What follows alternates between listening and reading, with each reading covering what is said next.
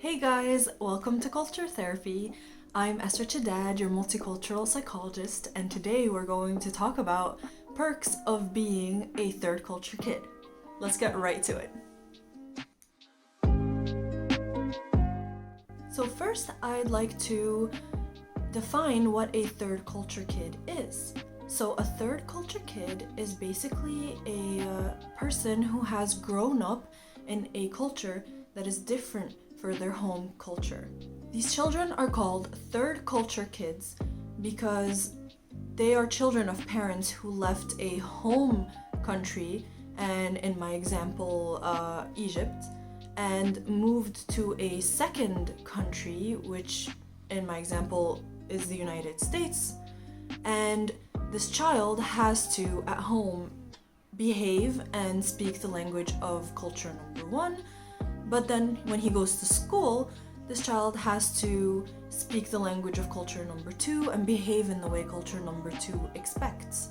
And in order for this child to adapt to both cultures and to be able to assimilate both of them at the same time, this child basically creates a third culture that he could practice to be able to be between those two cultures much more easily. So having lived abroad and been exposed to different cultures, whether it's one culture or many cultures, it actually gives you a lot of advantages, and today we're going to discuss several of these advantages together. Now, any third culture kid watching this video would know that it hasn't been easy traveling to different places all the time and having to change your culture completely and your language completely and having to build this entirely different culture in your own identity to be able to adapt to your parents' way of thinking and the host country's way of thinking. So I don't want to overlook the difficulties that all of us, me included, have experienced through traveling and through being uprooted from one place and sent off to the next. However, I think it's also important that we appreciate the gifts that we got out of this experience, because there are several ones, and today we are going to be basically talking about all of the advantages I think that I've gained through this opportunity to be able to travel and be raised outside of my home country. So the first and the most obvious advantage that you could see and everyone around you could see is the fact that you can be multilingual. Being multilingual has the obvious advantage of being able to communicate with people who are in your home country and being able to communicate just as effectively with the people in your host country.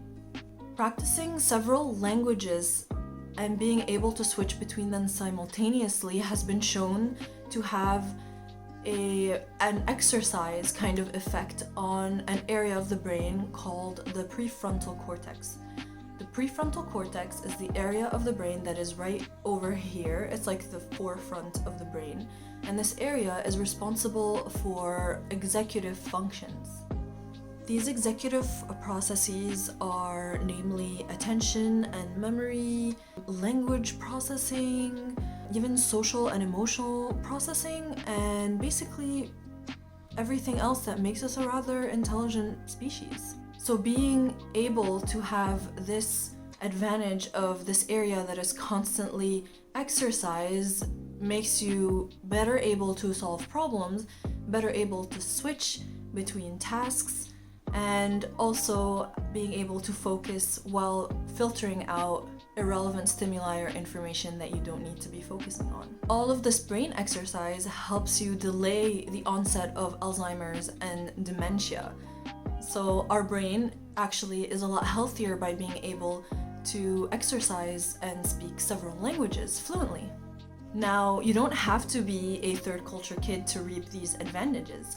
What you can do instead is, even as an adult, go ahead and learn a second, third, or fourth language that you enjoy, you like to listen to, and just reap the benefits. So talking more in depth about this flexibility that we have, because third culture kids can be very flexible, and the flexibility is not just shown between being able to switch between two languages really quickly, but it's also being able to switch between cultures very quickly. For example, as a child, you may have needed to behave in a certain way and speak a certain language at home, but then as soon as your friend called you on the phone, you had to switch right away how you talk, what language you speak, and all of the mannerisms that go along with all of this. Today, for example, I practice this flexibility very often. Like when I am here, I am doing a lot of things the Dutch way, and when I go back home to Egypt, I do a lot of things the Egyptian way. Even sometimes when I'm speaking to my sister over the phone, and it's always funny when someone else hears us like this, because me and my sister have traveled to all of these countries since we've both traveled, like we've all traveled as a family. When I speak with my sister over the phone, we tend to say anything that comes with any language that comes. So we could possibly like even say one sentence with words in Arabic, French, and English in the middle, and whoever's listening to us outside just doesn't know who on earth we're talking to and how we're switching so fast. But that is all a byproduct of having lived in all of these countries and being fluent in all of these languages. It just becomes so easy to be that flexible. That level of flexibility can also show in your emotional flexibility, being able to cope with difficult emotions much more quickly and being able to feel things in a shorter time range and being able to switch between states of mind very quickly as well. And that's a huge advantage in regards to mental health. So reap the benefits of being a third culture kid fully in regards to your flexibility. Another thing third culture kids are really good at is accepting differences and valuing uniqueness. And that is a byproduct of having been confronted to so many different cultures than our own. Me having seen so many different cultures across so many different countries and continents has really helped me see what makes us essentially human, all of us, how we're all essentially the same in a lot of aspects, and has also helped me see that differences are the richness that we have in the world, and it's our differences that can help us be able to learn from each other and understand each other's different points of views and grow as individuals. It has taken me out of the mindset of believing that anything that is different from what I know is wrong. And since I don't see these differences and as things that are wrong, I'm a lot more understanding when someone messes up or makes a mistake towards me due to simple cultural ignorance. Here's an example from my culture. As an Egyptian, when you go over to someone's house and you're invited over to someone's house, the person who invited you is expected to behave a certain way to show hospitality and to show that they are doing their best to be a good host and to make you feel good. And one of those ways is very specifically inviting you to eat whatever it is that's on the table in front of you. And what I mean by inviting you to eat is they will pick up the plate, they will approach you, and they will tell you, please eat, go ahead, here, there's this, please just go for it, you know, don't be shy, and just continuously insisting on eating. And let me tell you, there's this unspoken rule where you have to do this charade where you're like, no thank you, I'm full, and the other person continues to insist, and you keep going back and forth like this for a while, and that's how you know that, like, yeah, it's okay, you can totally dig in, just go for it. Here, on the other hand, that isn't necessarily a thing. Like, when I'm invited over to a Dutch friend's house over for dinner, the food is laid out on the table, and all this person says is, here you go, dig in, and to each his own. Basically, we just like go ahead and we eat as much as we want without any further invitation. So if I was fresh out of Egypt and didn't understand that this is the way things are done here in the Netherlands, I would feel like the host is not a very good host. Like, why isn't he insisting? Why isn't he being so warm and like really insisting on me eating? It's odd for someone who is born and bred Egyptian. But because I learned so many different ways of being hospitable all over the world, I can accept his behavior as hospitality without feeling that he's being cold or that there's anything wrong with the situation. There's nothing wrong, it's just different. The last thing that I wanted to speak about as an advantage of a third culture kid, and which I find is an enormous advantage of third culture kids in general, is that you have the ability to make anywhere feel like home. Oftentimes, the biggest problem experienced by third culture kids is that they never feel at home. They never feel at home in their home country because after moving away from their home country, they've changed so much in their endeavor to adapt to the new culture. But then at the same time, they're never going to be 100% locals originally from that new culture because they weren't born there. And even though they have been raised there, there are still influences of their home country that are still very present in their identity and in who they are. So they're never completely originally from their home country or completely from their new country either. And that can make us feel like we don't have any roots and we don't have any stability, and we are just looking for a place where we could settle down and just feel like, okay, this is it, this is the right place to be, this is finally home. I would argue, and that is from my own personal experience, that you can make anywhere home, you just have to change how you define home. As an example, I find that oftentimes people who have never left their home country define home as a place they can always go back to, as a place where they can be comfortable being who they are, where they are surrounded by the ones that they love, and where they just feel a general sense of comfort. So that is something that people seek, like when they go travel on vacation, they want to go home because home is where they get to feel all of these positive feelings and just be relaxed and feel like they fit there. Just tweaking that definition of home as a third culture kid can make you turn anywhere into your home. If home is defined by the people that are around you that make you feel at home, then go out and find these people that make you feel at home, because they will be everywhere. No matter which country you move to, you will find people that have had very similar experiences today, luckily to globalization, and you will be able to feel a lot more comfortable with people that have shared these experiences and that feel how you feel about this. However, I would change the part of the definition of home where it's a place to go back to, because we essentially don't have a place to go back to. Instead, I define it personally as a place where I could be myself 100% and live by my principles and my values. And I have chosen these principles and these values to be universal so that I have implemented them in my own identity, and no matter where I go, I can live my truth.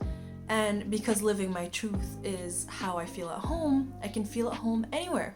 And let me give you an example to make this more concrete, because right now I'm speaking in very general terms. Let's imagine that you are a Dutch person. You were born, raised in Holland, and then you had to move and work in England. As a Dutch person, and from what I know from the Dutch culture, is that the Dutch deeply value honesty, and they make it a point to be as honest as possible in the way they communicate. So their communication is incredibly direct. And sometimes, where it's valued here in the Netherlands, it isn't really seen as polite in other places in the world to be this direct and honest about certain things, and sometimes it could just come off as plain rude. So now you're in England and you're trying to be honest with a coworker about something.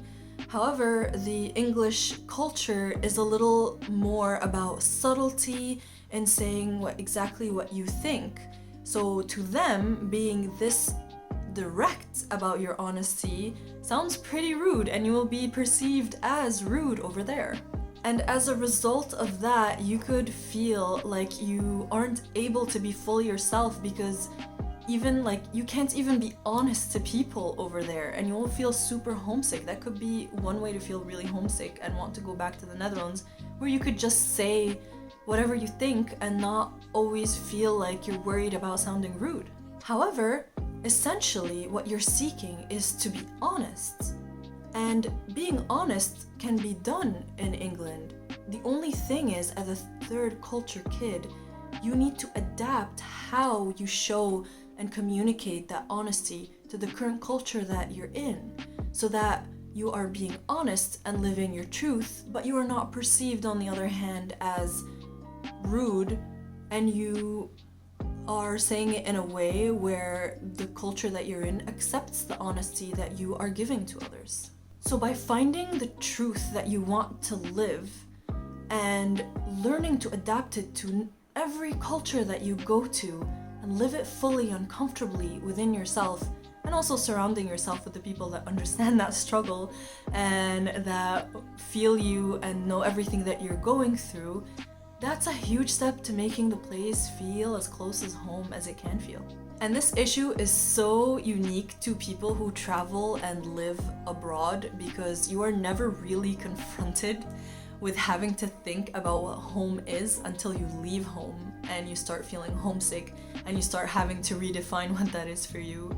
So this experience actually enriches us. It helps us be able to confront that idea, confront who we are, realize what makes us comfortable, realize who we want to be no matter where we are. And that's a huge advantage to a lot of people who just live in one culture and just react to everything that's around them and are always, have their ways that are completely set, and they don't have to be in the uncomfortable situation that makes them have to rethink all of that. So please take advantage of that flexibility that you have, that capacity for adaptation, for switching who you are and your culture, and put all of this effort and this ability into making the place wherever you may be as close to home as you can. And that is all I have for today. Thank you guys so much for watching this video. I hope that you enjoyed it. If you did, please click the like button and let me know what you guys think in the comments below. I am already receiving many comments, and I really want to thank every single person who has subscribed so far to my channel. You guys are making this happen, and I'm very, very grateful to you. I hope you guys continue to enjoy this content, and let me know what kind of topics you guys would be interested in learning about. I will do my utmost best to be able to provide you with as much of my expertise and information as I can, so you guys can also get as much value as you can out of this YouTube channel. So please subscribe for more content on culture and psychology. And yeah, I will see you guys in the next video. Bye!